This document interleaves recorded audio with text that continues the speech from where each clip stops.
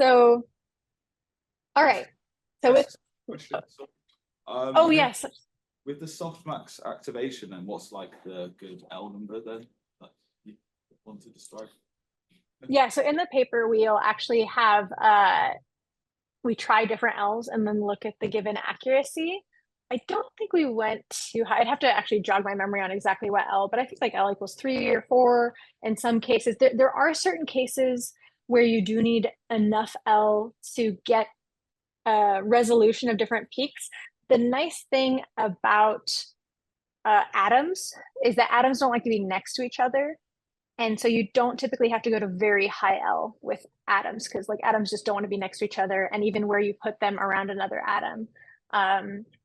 But for other applications, like if you were generally just generating point geometry, you may need higher L. But I think L equals 6. I can't imagine needing that much more for this type of generation.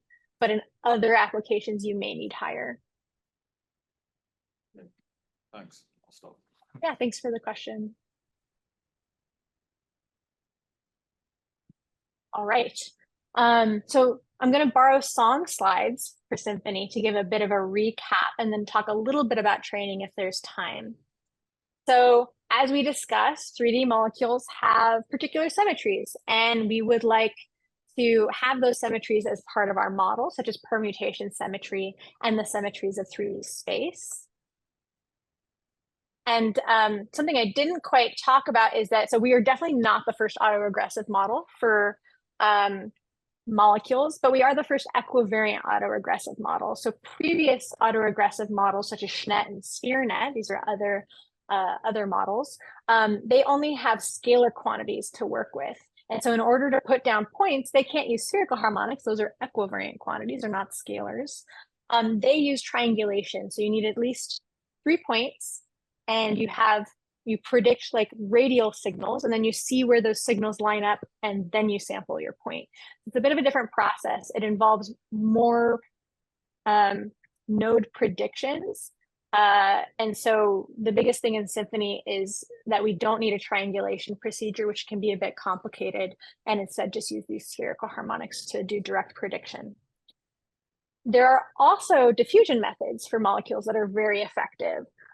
Where you basically randomly put points and then diffuse them into a molecular structure. And these can be quite effective.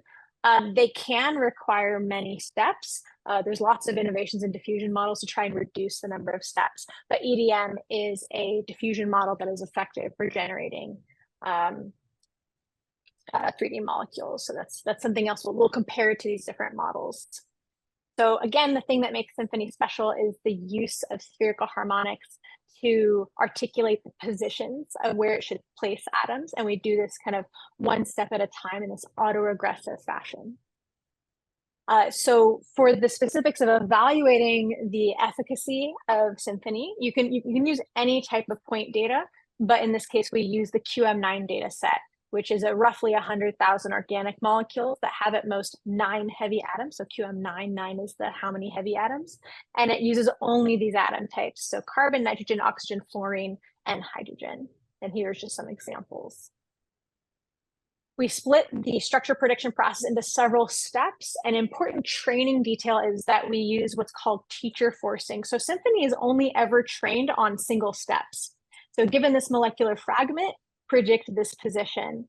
And so when we actually generate our training set, we are picking specific ways to generate individual molecules. But over the entire training set, there's probably enough randomness in how we pick that path that it learns that there's many ways to generate the same molecule. But it only ever is trained to do kind of that single step prediction of like, pick this focus, pick this atom type, pick this position. And then it learns kind of the statistics to like of how to statistically be correct from how we generate the training set, and also by just the symmetry of the model itself. So that's kind of an important training detail. And there's more details on this specific aspect in the paper. We create the embeddings for our molecular fragment. That's our first step. And in our case, we used an equip. We then pick a focus atom, which is where we're going to generate the neighbor. And for that, we just use an equivariant neural network to predict these probabilities. Then we predict what species we're going to add to this fragment. In this case, we're probably going to choose carbon, although sometimes we'll choose other things as well, because that's the nature of stochastic sampling. And then last but not least, but the thing that's special to Symphony is that we predict the atom position and the distribution of possible atom positions. And here we split this into two further steps. We first sample which radial bin that the atom's going to belong to, and then the angular locations of these potential atoms. We sample that and we get a new atom. Okay, so that's again a recap on Symphony. And then eventually one of the predictions that we can make when we make for a focus atom is that we can also predict the stop token to say, stop generation, this molecule is happy. So you'd repeat the process until you'd reach a stop. So you might get something like this. So in the next 1 or 2 minutes, I'll talk a little bit of validity. So does the structure actually follow chemical constraints? This is non-trivial to evaluate, but here are some guidelines. So we might check things like bond length. We have a lot of statistics on what bond lengths are in atomic structures, so we can check the statistics of that. We can also check for the angles between triplets of atoms, as well as are there any steric clashes, meaning are any atoms just like way too close to other atoms where like these different kind of subgroups are kind of colliding. We check all of these. So when we go ahead and compare the validity and uniqueness among these different metrics, so we have QM9, which is the data set itself. So this is kind of the baseline number. You're not going to do probably better than your training set. Symphony's here. EDM is doing a bit better on validity and uniqueness. EDM is a bigger model and also takes a bit longer to evaluate. And I would say that, you know, it's doing better, but we're within striking distance with a much more compact model, which is nice. And then it is improved upon from like the invariant autoregressive models. So this is for going from a single atom to an entire structure. We've also done a single atom removal. We only were able to compare to GSNet for this task, where you take a complete structure and you remove an atom and then you generate a structure, and we just are seeing whatever it makes, is it making something valid? And in this case, we also do well. I would say the invariant models also do well on this, but it's just a nice thing to check that this is a generalizable model, that it's not just going to get stuck and generate kind of whatever the closest thing is. It'll actually kind of branch out. So I'm going to wrap up and just give you these takeaways. We've talked about Euclidean neural networks and that they are built with the assumption of a 3D space inside them. This means that they use special data types, spherical harmonics for convolutions, and tensor products to multiply things together. Symphony uses E3NMs to generate molecules in a way that respects all the symmetries of molecules. And we're competitive with diffusion models and outperform models that only use scalar information. So with that, I'll take any remaining questions.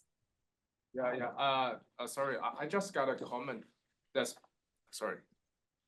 I just did this not a question, but I personally have some stereotypes on QM9 because they use 6.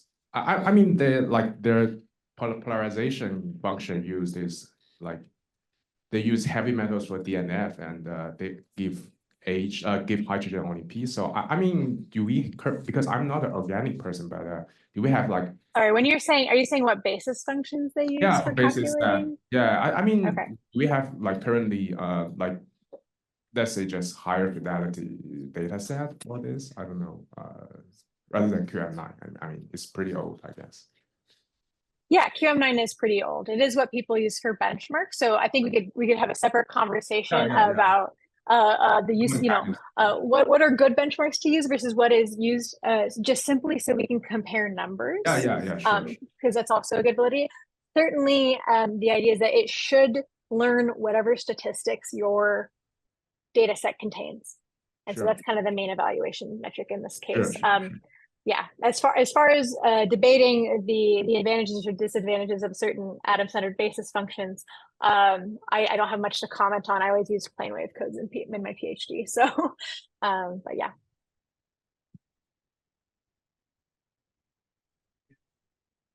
Any other questions? Yeah. So I didn't understand the uniqueness function or the uniqueness compare? What does uniqueness mean in that sense? Yeah. So uniqueness is just looking at, maybe you are really good at producing valid molecules, but you're only producing one molecule, right? So validity on its own is not necessarily desirable. We'd also like to see, does it have a certain diversity of molecules? So I think in this case, the way that uniqueness is defined technically, it's better to look at the paper to see how it's carefully defined. But we try to define it in a way that's like consistent with all the other models that we're comparing against. It's really like how many different, what's kind of the diversity, how many different types of molecules are being generated. Are you able to guide molecules towards a specific property, or is this just for generating positions of the atoms? So the original symphony model is not a conditional generation molecule, but it is possible to build a conditional generative model with symphony, but it was not done in this work. I guess following up on that, I have some understanding of what condition generation looks like for diffusion models. Could you, speak briefly to what, that could look like for this kind of autoregressive model?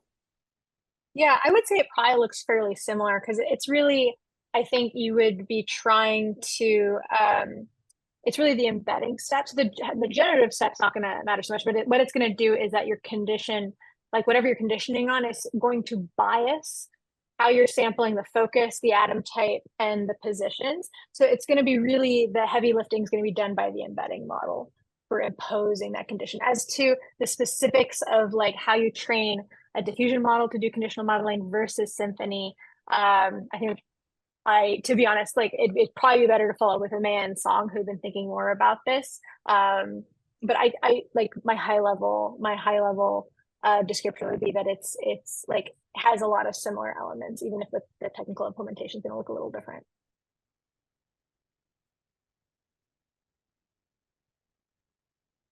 We may have time for one more question, if there's any. Yeah.